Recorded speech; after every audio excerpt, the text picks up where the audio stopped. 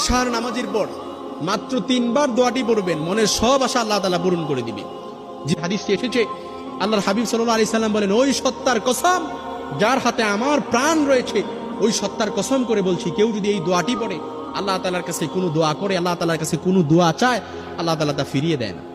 সুবহানাল্লাহ, আরো আসতে পড়েন, আল্লাহ তাআলা তা ফিরিয়ে দেয় না। এই জন্য আল্লাহ তাআলার কাছে এই দোয়াটি পড়ে বললেন, আল্লাহ এটা দিয়ে দেন, দিয়ে দিবেন।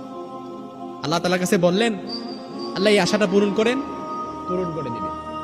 দোয়াটি একেবারে সহজ। আল্লাহুম্মা ইন্নী আসআলুকা বিআন্নী আশহাদু আন্নাকা আনতাল্লাহ লা ইলাহা ইল্লা আনতাল আহাদুস সামাদ আল্লাযী লাম ইয়ালিদ ওয়া লাম ইউলাদ ওয়া লাম ইয়াকুল লাহু কুফুয়ান আহাদ।